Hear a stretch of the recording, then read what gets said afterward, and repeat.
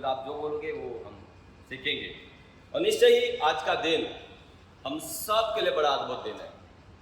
सालों से हम प्रभु भोज लेते आ रहे हैं। हमें मालूम है कि प्रभु भोज लेना चाहिए।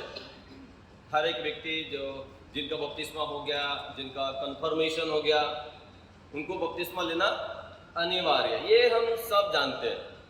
पर आखिर हमें बपतिस्मा लेना क्यों चाहिए? बपतिस्मा लेने का हकदार कौन है? यही बात जब हम अभी पढ़ रहे थे निर्गमन में 12 अध्याय में, जब हम फसह के पर्व के विषय में पढ़ रहे थे, एक अच्छा वचन हमने पढ़ा। जब हम पढ़ते हैं निर्गमन की किताब उसके 12 अध्याय, मिस्र देश में इस फसह के पर्व को मनाया गया था। एक मेमना बलिदान हुआ और उस मेमने को भून कर खाया गया। तो फसह का जो मेमना है या फसह का जो त्योहार है, ये तैयारी का त्योहार है कि हमको निकलना है। हमको क्या करना है? निकलना है।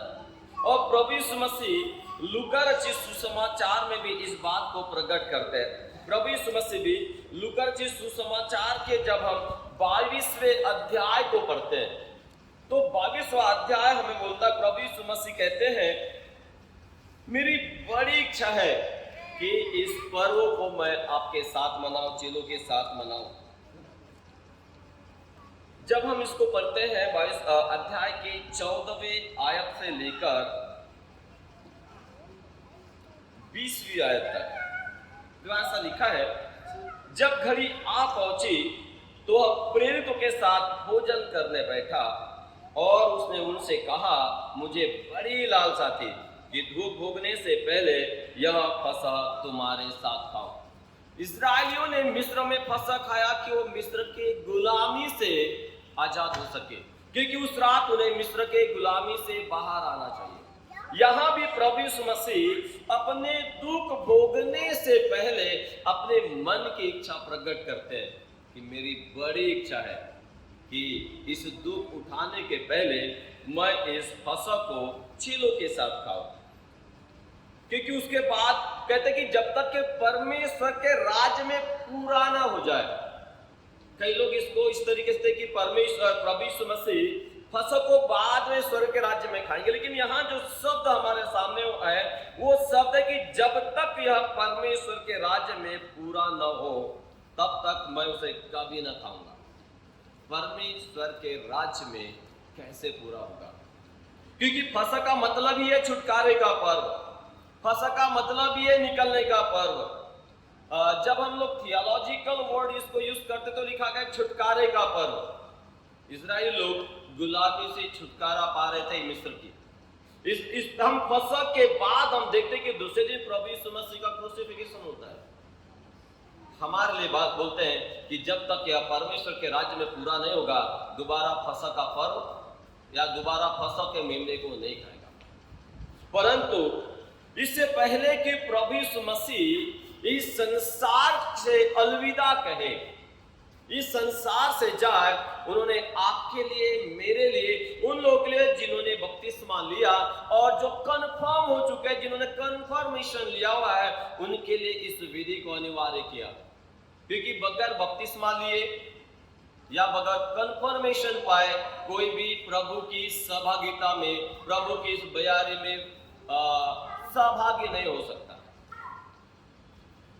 परंतु आज जो हम प्रभु भोज ले रहे हैं, क्या उसका लेने के लिए जो जीवन हमारा होना चाहिए क्या सही है? क्योंकि आप प्रभु यीशु मसीह कहते हैं, तब उसने कटोरा लेकर धन्यवाद किया और कहा, इसको लो और आपस में बांट लो, क्योंकि मैं तुमसे कहता हूं कि जब तक परमेश्वर का राज्य न आए तब तक मैं दाख का रस अब से कभी न पीऊंगा। फिर उसने रोटी ली और धन्यवाद करके तोड़ी और उसको यह कहते हुए दी, यह मेरी देह है जो तुम्हारे लिए दी जाती है, मेरे स्मरण के लिए क्या करो। इसी रीति उसने भोजन के बाद कटोरा भी यह कहते हुए दिया, यह कटोरा मेरे लहू में जो तुम्हारे लिए बहाया जाता है एक नई वाचा। हालेलुया। क्योंकि जब हम व्यवस्था को पढ़ते हैं तो व्यवस्था हमें सिखाती कि बगैर लहू बहाए पापों की क्षमा नहीं है, क्योंकि लहू एक वाचा को प्रदर्शित करती है। जब हम मिस्र देश में देखते हैं तो बाइबल कहती है, बाइबल हमें सिखाती है कि जब मिस्र देश के पहलौठे मारे जाने वाले थे, जिस रात मिस्र देश के पहलौठे मारे जाने वाले थे, और परमेश्वर यहोवा के आज्ञा के अनुसार जिन जिन घरों में फसह का मेमना बलिदान हुआ और जिन जिन घर के लोगों ने उस मेमने को खाया, उसके लहू को उस अलंगों घर के अलंगों पर लगा जाना अनिवार्य था, क्योंकि जिन जिन घर के अलंगों में परमेश्वर के द्वारा ठहराया गया उस मेमने के लहू को लगाया जाता है, मृत्यु उस घर में कभी प्रवेश नहीं कर सकती। कल्पना करिए, यदि इन लोगों ने मेमने के बलिदान को किया, उसके मांस को खाया, और यदि ये सोचने लगे कि हमने तो फसह के मेमने को खाया है, अब मृत्यु हमारे घर में प्रवेश नहीं कर सकती, और यदि वो घर के चौखटों के ऊपर, घर के अलंगों के ऊपर यदि उस मेमने के लहू को नहीं लगाते, तो क्या मृत्यु उस घर में प्रवेश नहीं कर सकती?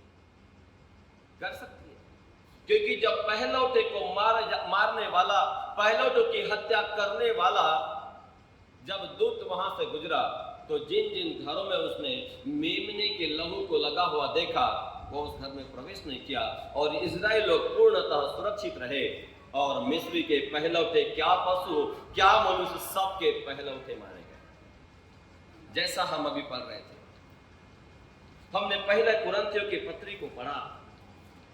जब हम पत्री को पढ़ रहे थे, और मैं सोचता हूं कि हर प्रभु भोज के दिन इस पत्री के वचनों को या तो पढ़ा जाता है, या पास्टर जी जब प्रभु भोज देते हैं तो इस वचन को अंगीकार करते हैं। बिल्कुल पास्टर जी, बिल्कुल, क्योंकि यहां पर मैं आपको कुछ बातें बताऊंगा, 23वें पद से लेकर 29वें पद तक जब मैं आपके लिए पढ़ूंगा, और कुछ बातें मैं आपको यहां से देखेंगे।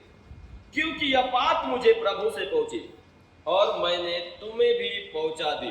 देखिए, प्रेरित पौलुस मैंने ढूंढा ढांढा नहीं बोल रहे, या मैंने तैयार किया नहीं बोल रहे, वो बोले प्रभु से मुझे पहुंची और मैंने तुमको भी पहुंचा दी। एज इट इज, जैसा उसको पहुंची। जैसा हमने लूका रचित सुसमाचार में पढ़ा कि प्रभु यीशु मसीह जिस रात पकड़वाए जाने वाले थे, उन्होंने रोटी ली। फसह का पर्व हमेशा सांझ को मनाया जाता था। फसह का पर्व दिन या दोपहर को नहीं मनाया जाता था, लेकिन फसह का पर्व हमेशा सांझ को मनाया जाता था। और उस समय प्रभु यीशु मसीह ने सेम जो काम किया, पतरस उसी बात को प्रकट करते हैं। पतरस कहते हैं कि प्रभु यीशु ने जिस रात वह पकड़वाया गया, रोटी ली और धन्यवाद करके तोड़ी और कहा, यह मेरी देह है जो तुम्हारे लिए है, मेरे स्मरण के लिए ही क्या करो। इसी रीति से उसने बियारी के पीछे कटोरा भी लिया और कहा, यह कटोरा मेरे लहू में नई वाचा है, और जब कभी पियो तो मेरे स्मरण के लिए ही किया करो। और हम हर महीने के किसी न किसी रविवार को, जहां जिस चर्च में, जिस कलीसिया में जो रविवार ठहराया जाता है, हम प्रभु यीशु मसीह के स्मरण के लिए सालों से, मैं बोल रहा हूं 2024 सालों से, हर साल हर महीने कलीसियाओं में प्रभु भोज होता है। लेकिन यहां इस रीति से 26वां पद कहता है, क्योंकि जब कभी तुम यह रोटी खाते और इस कटोरे में से पीते हो, तो प्रभु की मृत्यु को जब तक वह न आए प्रचार करते हो। 26वां वचन बहुत गंभीर वचन है। कितने लोग प्रभु भोज लेते हैं यहां पर? हाथ थोड़ा सा ऊंचा खड़ा करो तो मुझे दिखाई देगा। Very good. आप प्रभु भोज लेते हैं? और पास्टर साहब जब आप प्रभु भोज लेते हैं, पास्टर साहब जब आपको प्रभु भोज देते हैं, तो ये 26वां वचन हमेशा कहते हैं, क्योंकि जब कभी तुम इस रोटी में से खाते हो और इस कटोरे में से पीते हो, जब तक वह ना आए उसके मृत्यु का बोलते हैं। आपने सुना है? कितने लोग प्रचार करते हैं? हेलो, कितने लोग प्रचार करते हैं? बाकी लोग? तो आप क्या प्रभु भोज सही रीति से ले रहे? ये मैं नहीं बोल रहा हूँ, बाइबल आपके हाथ में, मैंने कोई मैसेज तैयार करके नहीं, आपने पढ़ा, मैं उसी चीज पे बात कर रहा हूँ। जब कभी तुम यह रोटी खाते और यह कटोरा पीते हो, जब तक वह न उसके मृत्यु का प्रचार करते हो। कौन बोल रहे आपको? पास्टर साहब आपको स्मरण दिला रहे ना, और प्रेरित पौलुस आपको स्मरण दिला रहे हैं, और उसी बात को पास्टर जी भी आपको स्मरण दिला रहे हैं कि आप प्रभु भोज ले रहे हैं। वह प्रभु भोज लेने के पीछे आप लोगों को परमेश्वर कह रहा है कि जब तुम यह रोटी खाते हो या इस कटोरे में से पीते हो, जब तक प्रभु ना आए उसके मृत्यु का, आपको याद है ना वाला? तो आप करते हैं क्या? आपने कभी सोचा कि मैं यहां क्यों हूं, या मैं क्यों प्रभु भोज लेता हूं? आपने कभी सोचा? और नहीं सोचा तो आज के रात आपको सोचना पड़ेगा, क्योंकि आप तो इतने सालों से प्रभु भोज लेते हो। मतलब प्रभु भोज जिस दिन एक विश्वासी ने या एक बच्चे ने या बंदे ने जिस दिन प्रभु भोज लिया, वो उसी दिन परमेश्वर की ओर से एक प्रचारक के रूप में नियुक्त हो गया। हालेलुया। आप कौन है? आप प्रचारक। आप पास्टर भले नहीं है, परंतु आप कौन है? प्रचारक। कभी आपने चरवाहे को बच्चा पैदा करते देखे? भेड़े बच्चा पैदा करती है, चरवा भेड़े ना। तो पास्टर साहब का काम है क्या जाकर कलीसिया को, बाहर से जाकर लोगों को कलीसिया में ले आए? किसका काम है? किसका काम है? जोर से बोले ना। भेड़ों का ना। कलीसिया का काम है ना। कलीसिया काम है या पास्टर काम है?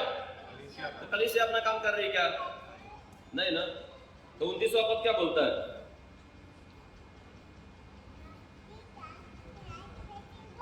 क्योंकि जो खाते पीते समय प्रभु की देह को ना पहचाने, वह इस खाने और पीने से अपने ऊपर दंड लाता है। कितने लोग बीमार हैं?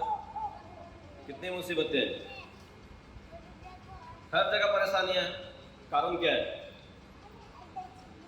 हेलो, कारण क्या है? आपको बाइबल पकड़ के घर घर जाकर, मोहल्ले में जाकर प्रचार करने की बात बाइबल नहीं कह रही है। पर यदि आपको अवसर मिला है प्रचार करने का, तो आपको प्रचार करना है, क्योंकि आप प्रभु भोज ले रहे हो। पहले टाइटस अंकल प्रभु भोज देते थे, और पास्टर मैसी जी आपको प्रभु भोज दे रहे हैं। 3 साल हो गया पास्टर जी ना। आपने क्या किया? एक व्यक्ति खड़ा होकर बताया कि आपने एक व्यक्ति को सुसमाचार सुना के प्रभु के भवन में ले आए। कहां है? अब एक बात बता, आपको मालूम है समस्या क्या होने वाली? 3 चीजों का न्याय होगा। आज मुझको अवसर मिला, पास्टर जी कितने समय तक देना टाइम है? जी हाँ, तो फिर मैं आपको पूरा का पूरा देखे जाऊंगा। 3 चीजों का न्याय होगा। सबसे पहली बात, आपको परमेश्वर ने अपना काम करने के लिए नियुक्त किया है, क्योंकि आपने प्रभु भोज लिया है।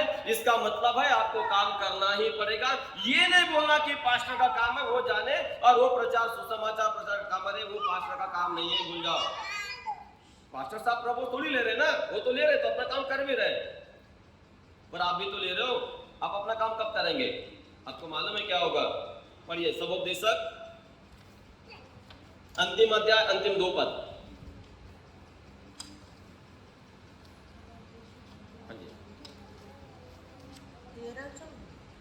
अंतिम 2 पद पढ़ दीजिए बस। सबोपदेशक के अंतिम अध्याय के अंतिम 2 पद। सब कुछ सुना गया। अंत की बात यह है कि परमेश्वर का भय मान, और अंत की बात यह है कि परमेश्वर का भय मान और उसकी आज्ञाओं का पालन कर, और उसकी आज्ञाओं का पालन कर,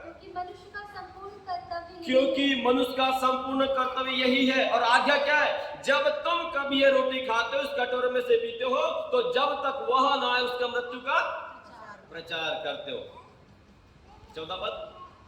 क्योंकि परमेश्वर सब कामों, क्योंकि परमेश्वर सब कामों और सब गुप्त बातों का, और सब गुप्त बातों का, चाहे वे भली हो या बुरी, न्याय करेगा। आपके बाइबल में लिखा है कि नहीं लिखा है? पक्का लिखा है। क्या लिखा है? क्योंकि परमेश्वर सब कामों और सब गुप्त बातों का, चाहे वे भले हो या बुरी, क्या करेगा? पक्का कंफर्म हो गया। अब आप बोलोगे पास्टर जी तो पुराने नियम की बात है, तो नया नियम नहीं चलते। प्रकाश वाक्य 20 अध्याय 12 पद।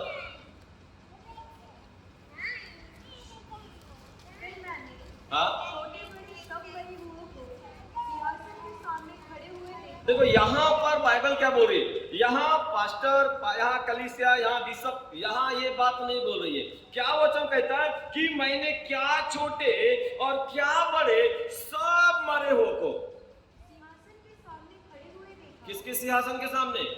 परमेश्वर के सिंहासन के सामने। और पुस्तकें खोली और पुस्तकें खोली गई, और फिर एक और पुस्तक खोली और फिर एक और पुस्तक खोली गई, अर्थात जीवन की पुस्तक। अर्थात जीवन की पुस्तक। और जैसा उन पुस्तकों में लिखा हुआ था, और जैसा उन पुस्तकों में लिखा हुआ था, वैसा ही उनके कामों के अनुसार मरे हुओं का न्याय किया गया। उनके कामों के अनुसार पक्का। क्या छोटे क्या बड़े, सब कोई, जितने लोग प्रभु में सो गए हैं, सब कोई परमेश्वर के सिंहासन के सामने खड़े हैं और उनके कामों के अनुसार उनका न्याय किया गया। अधिकतर लोग कहते हैं खाली हाथ आए हैं, खाली हाथ ना तो कुछ लाए हैं, ना कुछ लेके।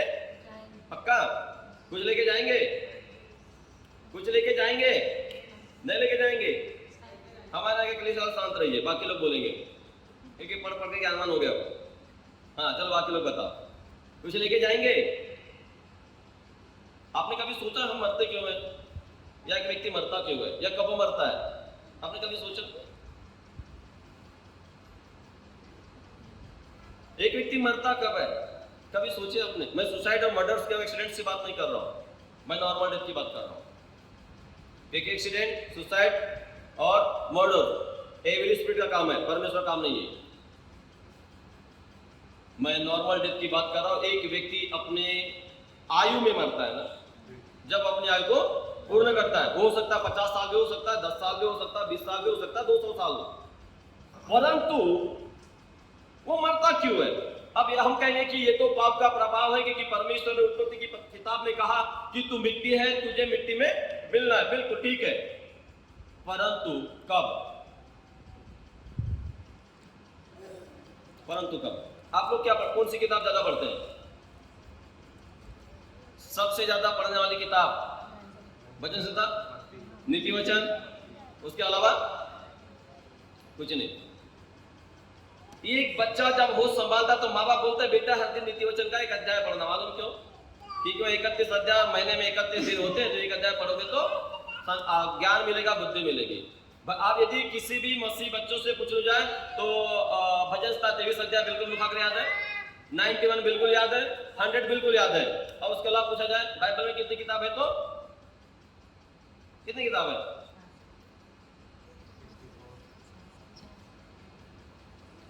मतलब कंफर्म नहीं है, क्योंकि आवाज मुझसे बाहर नहीं आ रही, भाई कंफर्म नहीं है। परंतु एक व्यक्ति मरता कब है, क्यों मरता है? चलिए मेरे साथ पढ़ेंगे प्रकाश का किताब 14 अध्याय 13 पद। प्रकाश का किताब, फिर मैंने स्वर्ग से यह शब्द सुना, लिख, जो मृतक प्रभु में मरते हैं व्यवस्था धन्य है। आत्मा कहता है हाँ, क्योंकि जो काम उनके लिए ठहरा गया था उन्होंने अपने काम को किया और वे अपने काम से विश्राम पा रहे हैं, और उनके कार्य जो धरती पर किए गए उनके साथ हो लेते हैं। क्यों मनुष्य मरता है? क्यों? क्योंकि जो कार्य, जो आयु उसके ठहराए गए थे, उसने अपने आयु भर उन कार्यों को पूरा किया, और वो कार्यों से विश्राम पाने के लिए इस संसार के रीति पर मसीह में जाना अनिवार्य है। परंतु जैसा कि लोग कहते हैं खाली हाथ आए खाली हाथ जाएंगे, अपने आप को धोखा देते हैं, क्योंकि जो कुछ आपने इस धरती पर अपने जीवन भर किया वो न्याय के दिन के लिए परमेश्वर के सिंहासन के सामने पहुंचा जाएंगे। हम बोलते यीशु मसीह अपने लोगों को लेने आने वाले। कौन है उसका आदमी, कौन है उसके लोग? यीशु मसीह के चेले यीशु मसीह पास आकर बोलते हैं कि तेरी माता तेरे भाई बहन तुझसे मिलने आए। यीशु मसीह का उत्तर क्या था? कौन है उसके लोग? मेरे माता मेरे भाई बहन कौन है? वो जो मेरे पिता की इच्छा पर। अब अपने दिल पर हाथ रख के 2 सेकंड सोचिए, क्या आप परमेश्वर की इच्छा पर चलते हैं? विशेष करके प्रभु भुज लेने वाले, क्योंकि बाइबल कहती है जब तुम यह रोटी खाते और इस कटोरे में से पीते हो, जब तक वहां ना आए उसका मृत्यु का कहते हैं और नहीं करते तो सावधान हो जाओ। क्यों? क्योंकि प्रभु यीशु मसीह क्यों आने वाले मालूम है आपको? प्रकाश तो के 22 अध्याय 12वीं आयत पढ़िए। देख मैं शीघ्र आने वाला हूँ, देख मैं शीघ्र आने वाला हूँ और हर एक के काम के अनुसार और हर एक के काम के अनुसार बदला देने के लिए हाँ प्रतिफल मेरे पास है। क्यों आ रहे यीशु मसीह? क्यों आ रहे? प्रभु यीशु मसीह हमारे कामों के अनुसार न्याय करने के लिए आ रहे हैं। अब आपने तो काम किया नहीं और आरंभ किया तो छोड़ भी दिया, है ना? या तो काम किया नहीं तो न्याय के दिन क्या मिलेगा?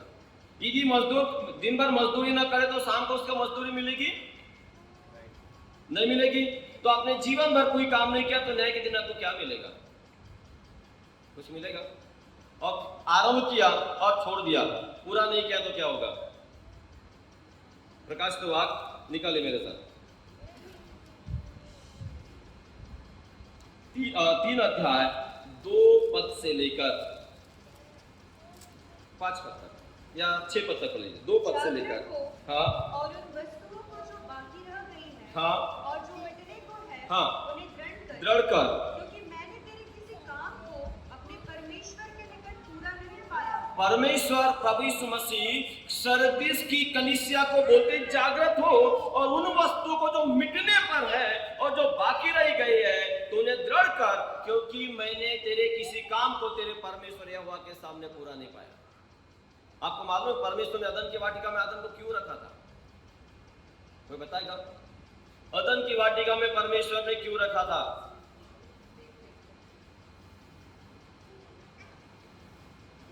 बोलिए।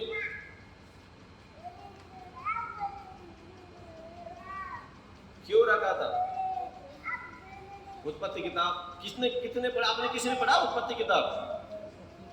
कितने बार पढ़े?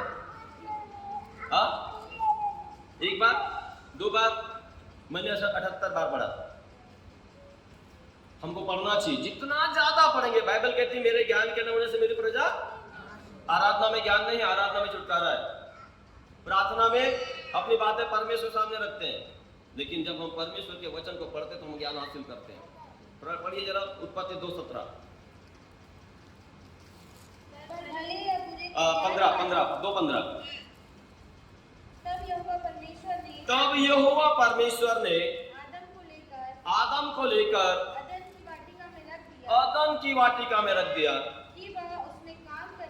कि वह उसमें काम करे और उसकी रक्षा करे। क्या करे? काम करे। क्या करे?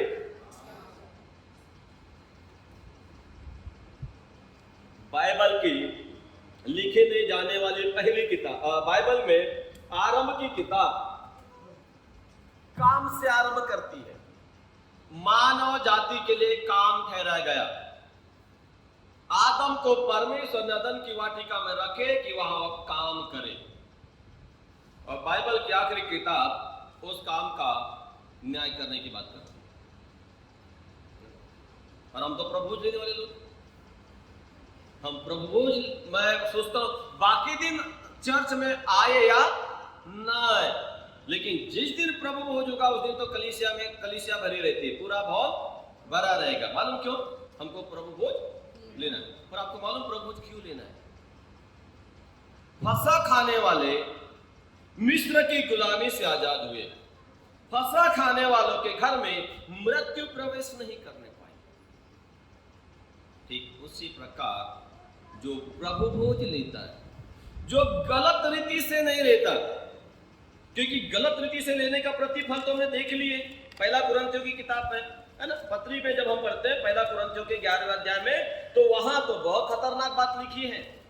हम तो बिल्कुल पढ़ते आ रहे, सदियों से हम पढ़ते आ रहे हैं, क्योंकि बाइबल कहती है जब हम पहला कुरिन्थियों की पत्री को पढ़ते उसके 12वें अध्याय को, तो क्या बोलता है? इसलिए जो कोई अनुचित रीति से प्रभु की रोटी खाए या उस कटोरे में से पिए, वह प्रभु की देह और लहू का अपराधी ठहरेगा। इसलिए मनुष्य अपने आप को जांच ले और इसी रीति से इस रोटी में से खाए और इस कटोरे में से पिए, क्योंकि जो खाते पीते समय प्रभु की देह को न पहचाने वह इस खाने और पीने के अपने ऊपर दंड लाता है। क्या लाता है? और दंड भी कैसा है? 30वां पद, इसी कारण तुम में से बहुत से निर्बल और रोगी है और बहुत से सो भी गए। सो भी गए का मतलब चले गए। ये अनुचित रीति से प्रभु भोज लेने का दंड है। इसलिए जब आप प्रभु भोज लेते हैं, आप कोशिश करें जब भी आपको मौका मिले आप अपने दोस्तों को, अपने रिश्तेदारों को प्रभु के पास ले आए। हमारे रिश्तेदार, हमारे दोस्त कौन है? वो लोग जो प्रभु को नहीं जानते या वो लोग जो प्रभु को जानते हैं?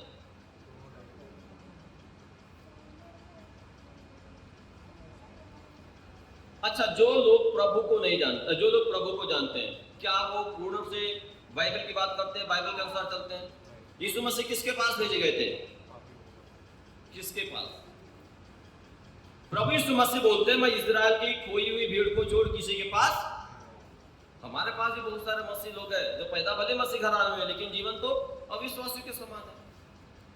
तो क्या उनको छुटकारे की जरूरत नहीं है? क्या उनको प्रभु के पास लाने की जरूरत नहीं है या नहीं है? है। तो यदि आप उनको प्रभु के पास लाते तो एक आत्मा को नरक में जाने से बचाते हो। तो शुरुआत कहां से करना है? अपने घर से।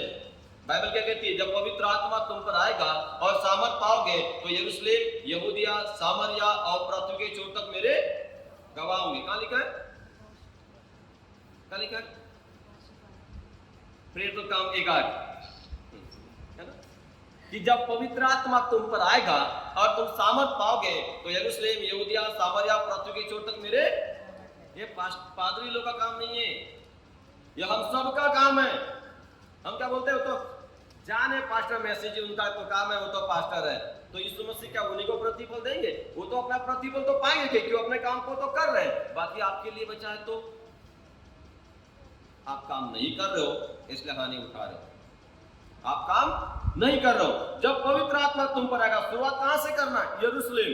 यरूशलेम मेरे मतलब मेरा अपना घर, मेरे अपने लोग। आप अपने परिवार में रहते हैं ना, तो अपने अपने परिवार के सब लोग की आदतों को जानते हैं। किसका वचन बाइबल के अनुसार, किसका जीवन बाइबल के अनुसार है, किसका, और जिनका नहीं है तो उनको तो वापस लाना है ना। क्योंकि यीशु मसीह बोलते मेरी भेड़ें और भी भेड़ें जो मेरी भेड़शाला की है, पर उन्हें मुझे लाना है क्योंकि वो सब तितर बितर हो गए। क्या करना है? जब हमारे घर से सेवा शुरुआत हो गई, जब घर का काम खत्म हो गया तब पड़ोस में जाना है। सामरिया, यरूशलेम, यहूदिया मतलब हमारे रिश्तेदार, पड़ोसी, दोस्त। सामरिया दूसरे लोग, पृथ्वी के छोर 192 देश जाना है। हाँ मत बोलना, सोच के बोलना, क्योंकि बाइबल कहती है जो जो निकम्मी बातें मनुष्य कहेगा न्याय के दिन हर एक बात का लिखा देगा। आज का प्रभु भोज आपके लिए परिवर्तन का कारण होना चाहिए। आज का प्रभु भोज आपके लिए आशीष का कारण होना चाहिए। क्यों? क्योंकि प्रभु यीशु मसीह बोलते हैं, देख मैं शीघ्र आने वाला हूं और हर एक के कामों के अनुसार बदला देने के लिए प्रतिफल मेरे पास है। और जब आप प्रभु भोज लेते हैं तो प्रभु भोज लेने के कारण आप एक सुसमाचार सुनाने वाले हैं। आपको किसी की बात की कोई ऑर्डर दे या न दे, आपने प्रभु भोज लिया और प्रभु भोज लेने के साथ ही आपने कमिटमेंट कर लिया कि प्रभु मैं तेरे कार्य करूंगा और नाश होने वाली आत्मा को तेरे भवन में ले आऊंगा।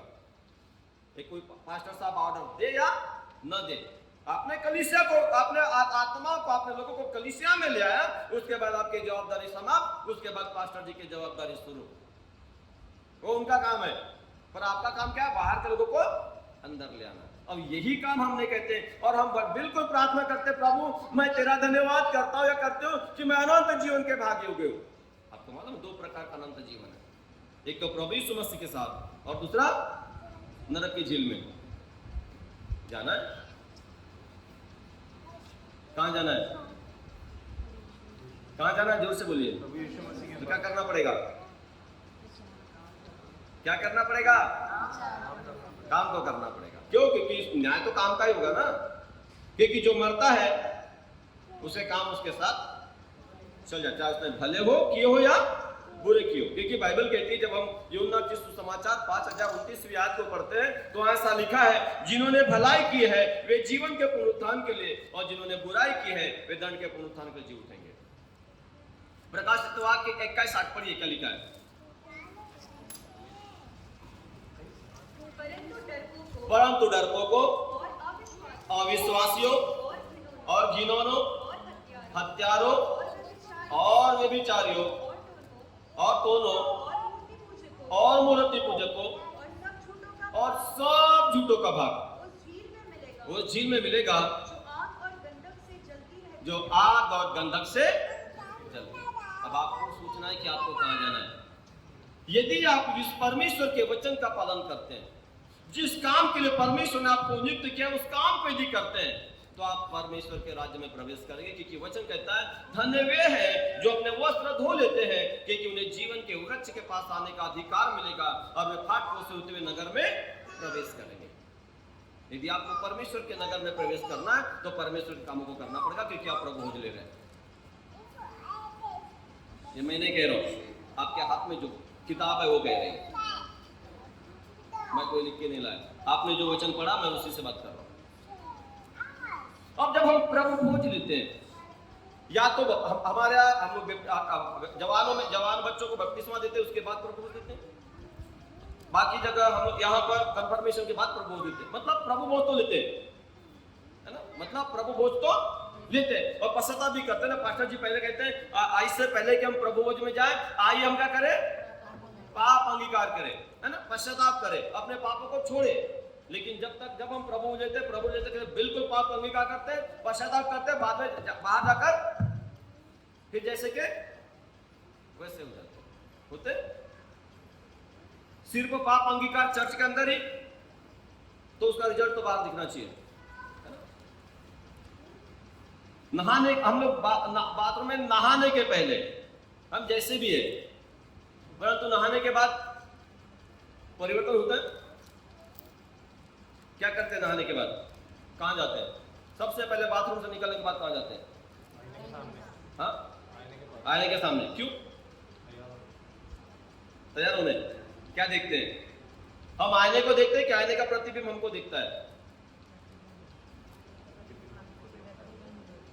बोलिए, और गंदे हालत है, प्रश्न पूछने की क्या करो? प्रतिबिंब को हम देखते हैं या प्रतिबिंब हमको देखता है? तो भी प्रतिबिंब का चेहरा साफ करना चाहिए, उसको क्रीम लगाना चाहिए। अपने चेहरे क्यों लगाते हैं? प्रतिबिंब हमको बताता है कि हमारे चेहरे पर दाग है, या हमको इस जगह क्रीम लगाना है, या ज्यादा हो गया, कम हो गया। और वो प्रतिबिंब हमको दिखाता है कि हम कितने सुंदर हैं। यदि हम गलत तरीके से क्रीम पाउडर लगाएंगे, प्रतिबिंब हमको बताएगा। परंतु यदि हम सही हो जाएंगे तो बिल्कुल बोला, बिल्कुल यू आर फाइन, फिट, अब आप बाहर जा सकते हो। परमेश्वर का वचन हमारा प्रतिबिंब है।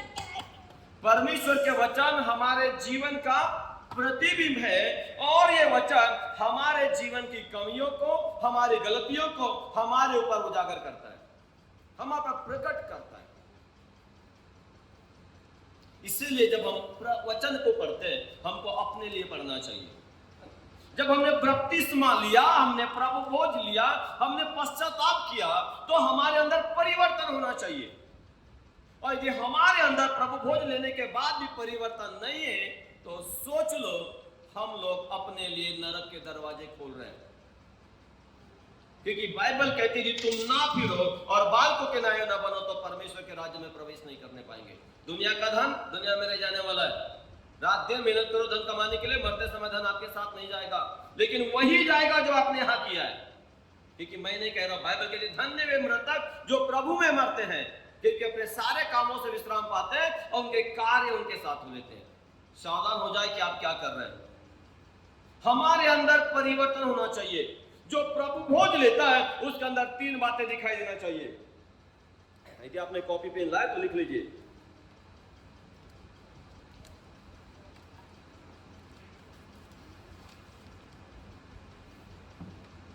आज प्रभु भोज लेने के बाद आप घर में जाइए, यहां तो पश्चाताप करते, घर में जाकर भी पश्चाताप कर लीजिए, और आपके अंदर 3 बातों का होना अनिवार्य है। पहली बात, फिलिपियों 2:5,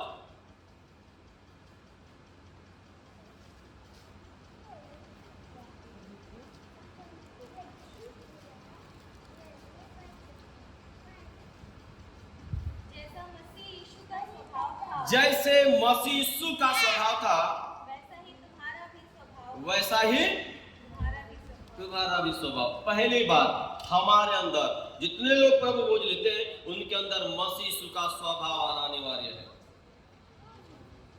पर ये पश्चाताप कर रहे हैं ना। फिलिपियो 2:5 कहता है जैसे मसीह यीशु का स्वभाव था वैसे ही तुम्हारा भी स्वभाव हो। क्या स्वभाव था? पहली वाणी कौन बोल रहा है? हे पिता इन्हें क्षमा करके किए नहीं जानते किए। लेकिन हम लोग क्या बोलते हैं? पास्टर साहब भैया कुछ भी हो जाए उसने मेरे विरोध में ऐसा किया कि मैं उसको क्षमा नहीं कर सकता। बोलते हैं, दिल से बोलते हैं, मेरे लिए संभव नहीं है। प्रभु की प्रार्थना करते हैं, किस किस को याद है? सबको याद है। चलो एक बात मैं बोल के बताता हूं, जैसे हमने अपने अपराधियों को क्षमा किया है वैसे हमारे अपराधों को भी आपने तो की नहीं, तो आपके हुए क्या क्षमा? रखे हैं। तो प्रभु बोझ भी लो, कुछ भी करो, जाओगे कहां? तो मैंने बोला चूट नहीं खाना, मुझे माफ करना। आपने तो क्षमा की नहीं ना, तो आपके बच्चे की क्षमा हो गए। जोर से बोलो, बच्चे की क्षमा हो गए। तो कहां जा रहे हैं? मरकुस रचित सुसमाचार में प्रभु यीशु मसीह कहते हैं 11 अध्याय 25 और 26 आयत।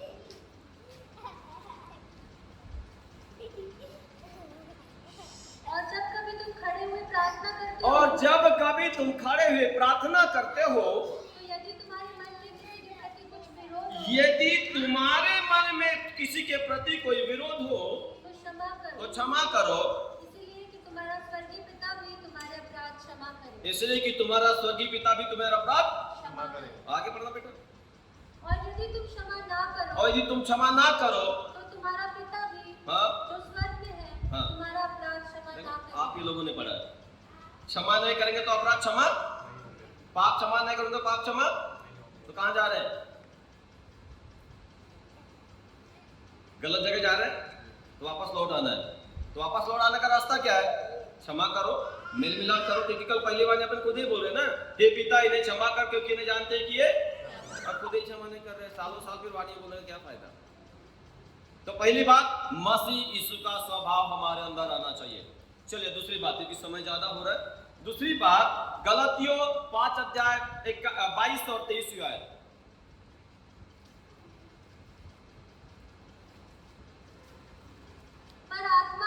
पर आत्मा का फल प्रेम, आनंद, शांति, धीरज, कृपा, भलाई, विश्वास, नम्रता और संयम है।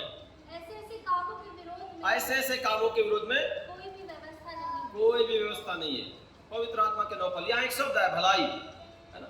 एक शब्द है यहाँ भलाई। पहला यूहन्ना 5 अध्याय 17 पद पढ़िए। यूहन्ना की पहली पत्री 5 अध्याय 17 पद। सब प्रकार का अधर्म तो पाप है ना? परंतु ऐसा पाप भी है जिसका फल मृत्यु नहीं। सब प्रकार का अधर्म तो पाप है, लेकिन ऐसा भी पाप है जिसका फल मृत्यु तो नहीं है। परंतु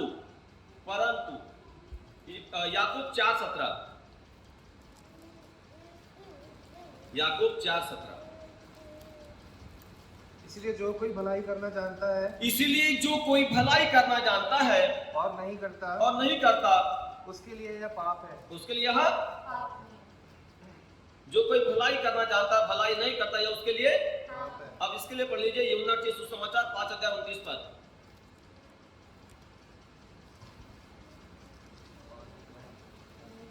इस पर यीशु ने उनसे कहा, हाँ, मैं तुमसे सच सच कहता हूँ। पुत्र आपसे कुछ नहीं कर सकता 29 पद बेटा, 29 हाँ ये वाले पेज में। जिन्होंने भलाई की है जिन्होंने भलाई की है वे जीवन के पुनरुत्थान के लिए, वे जीवन के पुनरुत्थान पर जी उठेंगे, और जिन्होंने बुराई की है हाँ, वे दंड के पुनरुत्थान के लिए जी उठेंगे। और जो कोई भलाई करना जानता है भलाई नहीं करता है उसके लिए क्लियर है। तो क्या करना है? पहला, प्रभु यीशु मसीह का स्वभाव हमारे अंदर आना चाहिए प्रभु देने के बाद। दूसरा, पवित्र आत्मा के 9 फल हमारे अंदर दिखाई देना चाहिए। तीसरी बात,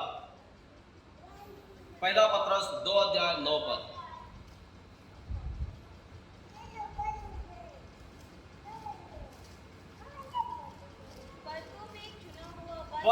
तुम एक चुना हुआ वंश और राजपदधारी याजकों का समाज और पवित्र लोग और परमेश्वर की निज प्रजा हो, इसलिए कि जिसने तुम्हें अंधकार में से अपनी अद्भुत ज्योति में बुलाया है, उसके गुण क्या करना है। हम कौन है ये मायने नहीं रखता, पर मायने रखता है कि हमको करना क्या है। इसलिए बाइबल कहती है, इसलिए यहाँ प्रेरित पौलुस कहते हैं, इसीलिए कि जिसने तुम्हें अपने अंधकार से अपनी अद्भुत ज्योति में बुलाया है, उसके गुण प्रकट करो। क्या करना है, उसके गुण को। हम तो मन में कड़वाहट लेके बैठे हैं। परमेश्वर का गुण तो प्रेम है, क्योंकि परमेश्वर ने जगत से ऐसा प्रेम रखा कि उसने अपना इकलौता पुत्र दे दिया, ताकि जो कुछ तो विश्वास करे वो नाश न परंतु। तो हमारे अंदर प्रेम है क्या, कि कड़वाहट है, गुस्सा भरा पड़ा है। मतलब ना तो मसीह का स्वभाव है, ना तो पवित्र आत्मा के नौफल है, और ना ही परमेश्वर गुणों का प्रकटीकरण है। तो कहां जा रहे हैं। आज आपके पास है, आपके पास समय दे। पास्टर जी कहते हैं, आओ हम अपने पाप का अंगीकार करें, पश्चाताप करें।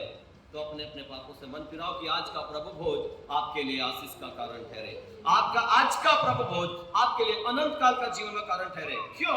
क्योंकि प्रभु यीशु मसीह यूहन्ना के सुसमाचार में कहते हैं, हम अंतिम में है, यूहन्ना के सुसमाचार उसके 6 अध्याय को पढ़ते हैं, 54 पद से लेकर। जो मेरा मांस खाता और मेरा लहू पीता है, अनंत जीवन उसी का है, अनंत जीवन उसी का है, और मैं उसे अंतिम दिन फिर जिला उठाऊंगा। और मैं उसे अंतिम दिन फिर जिला उठाऊंगा। क्योंकि मेरा मांस वास्तव में खाने की वस्तु क्योंकि है, मेरा मांस वास्तव में खाने की वस्तु है, और मेरा लहू वास्तव में पीने की वस्तु है। और मेरा लहू वास्तव में पीने की वस्तु है। जो मेरा मांस खाता जो मेरा मांस खाता और मेरा लहू पीता है, और मेरा लहू पीता है, वह मुझ में स्थिर बना रहता वह है, मुझ में स्थिर बना रहता है, और मैं उसमें। और मैं उसमें। जैसा जीवते पिता ने मुझे भेजा जैसे जीवते पिता ने मुझे भेजा है, और मैं पिता के कारण जीवित हूँ, और मैं जैसे पिता के कारण जीवित हूँ, वैसा ही वह भी जो मुझे खाएगा वैसा ही वह भी जो मुझे खाएगा मेरे कारण जीवित रहेगा। मेरे कारण जीवित रहे। क्योंकि यहाँ प्रभु यीशु मसीह कहते हैं कि जो मेरा मांस खाता, मेरा लहू पीता, अनंत जीवन उसका है, और उसे अंतिम दिन अर्थात न्याय के दिन, अर्थात प्रभु यीशु मसीह के साथ राज्य करने के दिन उसे जी उठाऊंगा। मतलब प्रभु भोज यदि हमारे लिए हानि का कारण है, अनुचित रीति से लेने के कारण, पर यदि हम पश्चातापी हृदय से प्रभु यीशु मसीह के स्वभाव को अपने अंदर लेकर, पवित्र आत्मा के नौ फलों को अपने अंदर लेकर, और परमेश्वर के गुणों का प्रकटीकरण करते हुए जब हम प्रभु भोज लेते हैं, यही प्रभु भोज आपके और मेरे लिए अनंत काल के जीवन का कारण होता है। दोस्तों, निर्णय आपका है, आपके ऊपर निर्भर करता है आज आपका निर्णय क्या होगा। प्रभु यीशु मसीह आप सबको आशीष दे।